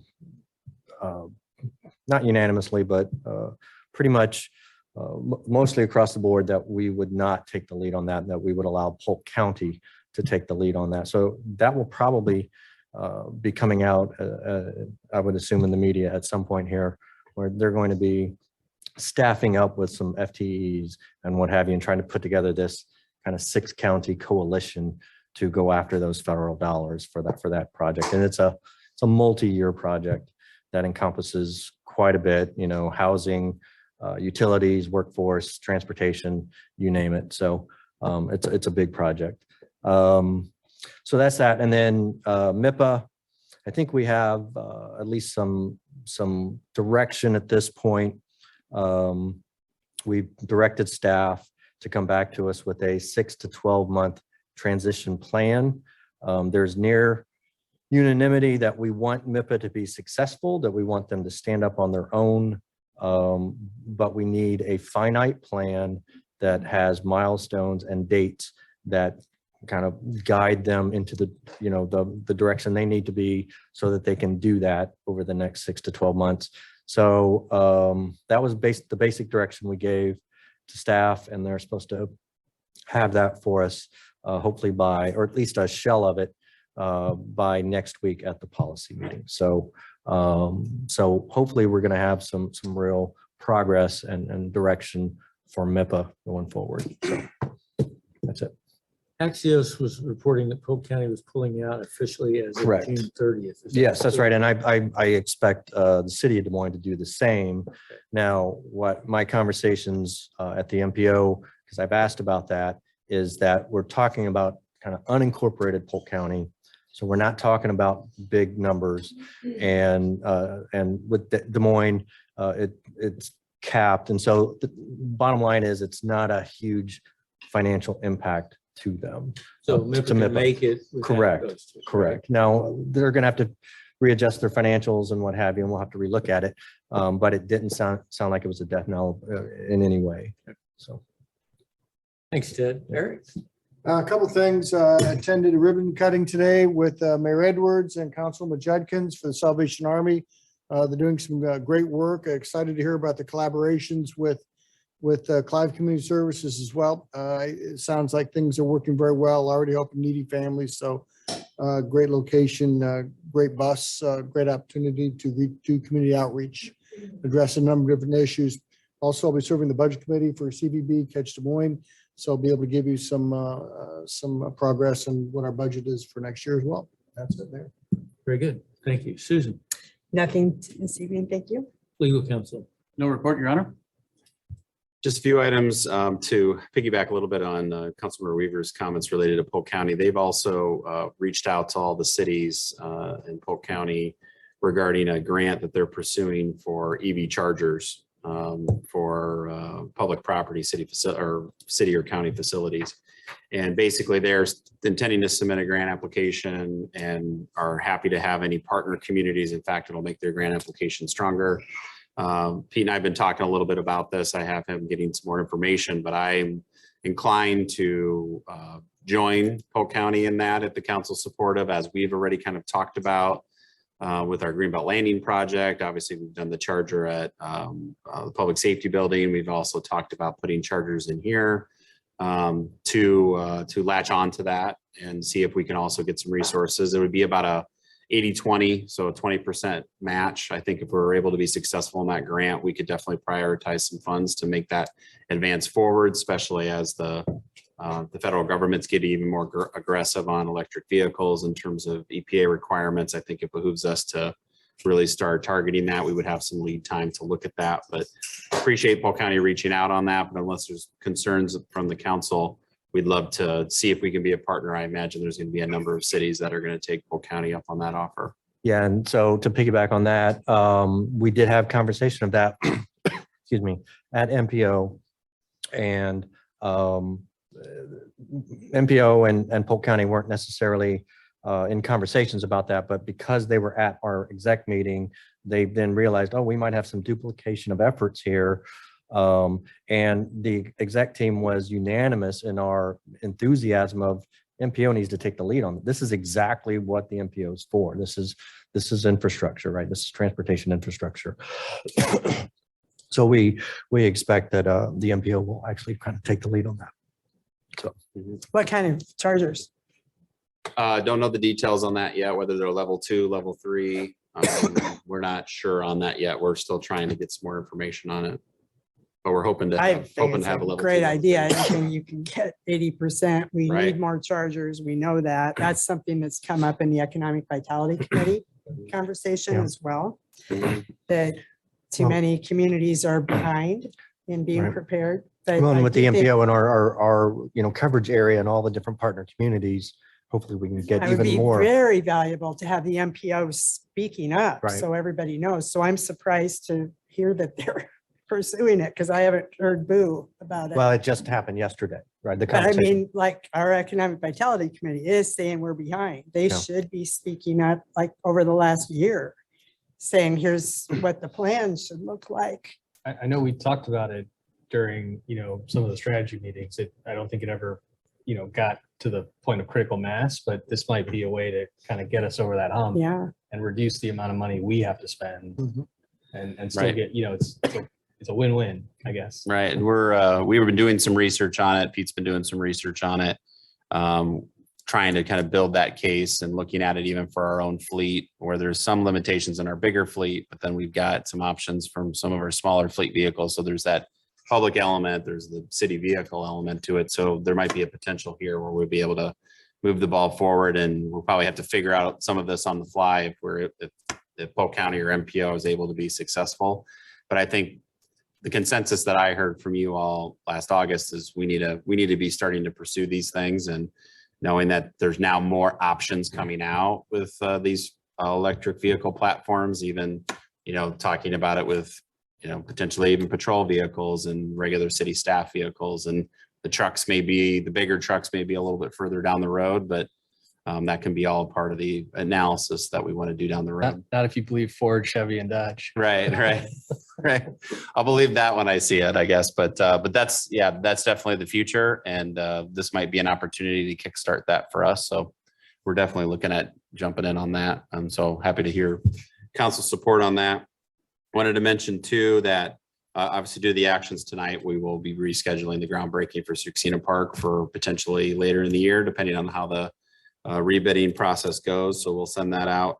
Also wanted to mention too that I attended an airport meeting, other city managers on Tuesday, to get an update of where they're at. They're in the bidding process right now as a part of their construction manager at risk. They're one of the largest projects, one of the first huge projects out of the gate using this new process that the Iowa legislature allowed for following approval of legislation last session. They have White's Turner as the construction group, construction manager group leading that effort, but they're now getting ready to start bidding the packages out. They are still focused on that main first phase of the terminal, which will be kind of, as they call it, the processing part of the terminal. So this is where you come in and the luggage and everything, and then expanding on to that over time as funding is allowed. Of course, the funding question is still a tough one. With where inflation, they're at about 440 million for just the terminal part, not the ramps and a lot of the other things that are being done. And of course, that's been inflationary numbers that have come in. But they're also about at a $64 million gap right now. So they've shrunk that gap. Pending some outstanding federal asks, that'll be definitely a part of the DC trip conversation. So they're getting closer, but they are going to be starting construction on the terminal next year, at least the footings of a new terminal. But the ramp, as you probably saw in the news, just went out to bid, and that was affirmed by the board earlier this week. And so the extension of the parking ramp will be constructed. You've been seeing the ramp work already start with the new drive. So a lot of work happening for the airport, but they still have some funding yet to do. But they're using, one thing I wanted to point out that was mentioned in the meeting is, in a lot of their conversations with whether it's federal funders or talking with the state, but particularly federal funding, is that they're really holding up how all of the counties and cities have come together to provide, $28 million of funding here locally, because that's pretty unheard of, as I've heard from the airport director. And so they're really trying to use that as a leverage point for other funding to show, hey, look, our region is very much actively participating in this project, and to help them secure more funding. So more to come on that. On that point too, the airport did ask the city of Clive to send a letter of support for their appropriation request to Congressman Nunn. We did that earlier this month, and we'll be bringing that point up again when we talk to the congressman staff when we visit in DC. One thing I would add, I had to miss that meeting because I was on a plane, but, and I don't think they mentioned this, but it is very helpful that Polk County has agreed to lend their bonding capacity. So that is one of the ways they have helped to narrow that gap. Right. So that will be big definitely helpful. But I flew from Orlando to Kansas City and got to see their new airport in Kansas City, which White's was also involved in building. And oh, it made me so anxious to get it done here. Right. I recommend visiting Kansas City, but still try to use Des Moines. The last thing I have, Your Honor, is, so for, originally we thought it might be the April 27th meeting, but due to the funder, the donator who wants to attend this council meeting, we're going to move it back to the May 4th meeting. We'll have the Greenbelt Landing update and then be presenting to you a lead donor agreement for Greenbelt Landing that will be for the playground element and the entire playground element. And so this donation will be the largest donation received to date as a part of the Greenbelt Landing project, but we'll have the donor here as a part of presenting that agreement. And then we're at a staff level working with the donor on a rollout of the PR side of that donation. And the timing will come about perfect because we're also hopefully going to be presenting to the Prairie Meadows Board later in May on an ask to them for another naming right to the wetland walkway. So lots of good things coming together on the Greenbelt Landing project to move that forward to bidding later this fall. That's all I have, Your Honor. All right, any questions for Matt? Correspondence, Matthew. Well, before we go, I want to reinforce something that was in Matt's news item last week. We've got a Drake student who is trying to determine what the most effective means is for contacting the council and providing feedback, whether it's oral or in written form. So that link, and I'm sure you'll probably include it tomorrow as well. He'd really appreciate that feedback. I have a feeling what someone in Des Moines would surely say based on their meeting. So anyway, we'd like a good cross section of input on that. The final point I want to make, I want to thank Clay for joining me with the MyLog meeting last night in Ames, where we learned about ARCH, which is their crisis intervention organization, which operates out of the hospital. So they have a medical person with a social worker going in. So it's a little bit different from our program. But anything you want to add, Clay? Fantastic program. Very good. Good response. Anything else for the good of the order? We'll adjourn at 7:56.